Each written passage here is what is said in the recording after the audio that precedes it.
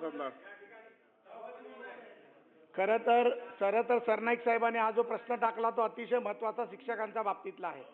ग्रामीण भागातल्या शाळा असतील किंवा शहरी भागातल्या असतील, हा प्रश्न मी या सभागृहात तिसऱ्यांदा मांडतोय.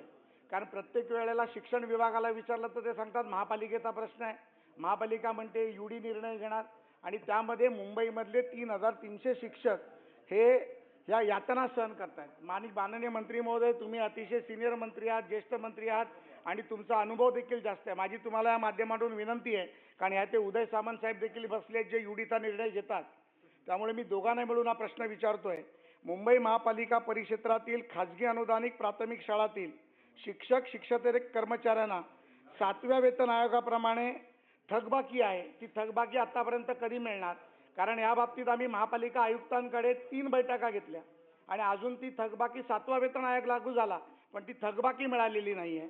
खाजगी अनुदानित प्राथमिक शाळेतील 1 जानेवारी 2016 पासून सेवानिवृत्त झालेल्या कर्मचाऱ्यांना 7व्या वेतन आयोगानुसार निवृत्ती वेतन व उपदानाची रक्कम देण्याबाबत शासनाने अजूनपर्यंत कुठलीही कारवाई केली नाही.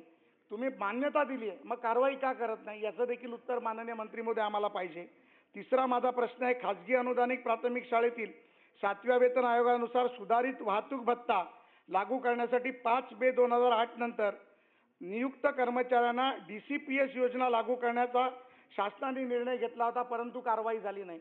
तर ती DCPS योजना तुम्ही कधी लागू करणार आणि शाळेचे मान्यता प्रस्ताव विनाविलंब मंजूर करण्याबाबत येतील काय? आणि शाळेतील शिक्षकांना माध्यमिक शाळेच्या शिक्षकाप्रमाणे शिक्षक आमदार निवडून देण्यासाठी मतदान करण्याचा अधिकार देणार का? मी हा प्रश्न का विचारला तुम्हाला सांगतो. मुंबई महापालिकेमध्ये शिक्षक शिक्षकेतर कर्मचाऱ्यांची युनियन आहे. ती युनियन माझ्या युनियनशी संलग्न आहे आणि 3,300 शिक्षक याच्यामध्ये माझ्याशी कनेक्टेड आहे. त्यामुळे हा अतिशय जिव्हाळ्याचा शिक्षकांचा प्रश्न आहे. एक शिक्षक साहेब तो ग्रॅज्युएट असतो, तो शिक्षकच आहे. मग तो तुमच्या जिल्हा परिषदेचा असो किंवा प्राथमिक विना अनुदानितचा असो, त्याला मतदानाचा अधिकार का नाही? तो मतदानाच्या अधिकारासाठी आपण सभागृहात मान्यता देऊन तो जी काय तुमची प्रोसिजर इलेक्शन कमिशनची किंवा केंद्राची असेल ती तुम्ही करायला पाहिजे. ही देखील माझी विनंती आपल्याला आहे. सभापती महोदय, सन्माननीय सदस्य प्रसाद लाड साहेबांनी जे काही मुद्दे या ठिकाणी उपस्थित केलेले आहेत की मतदानाच्या अधिकाराच्या संदर्भामध्ये मला वाटतं की ती बाब तपासून घेऊ. ती काही माझ्या पातळीवरचा तो विषय असणार नाही.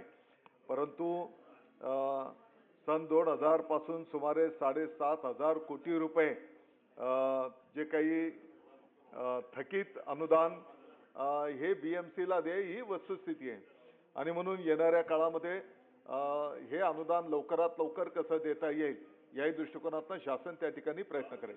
लिंगाडे.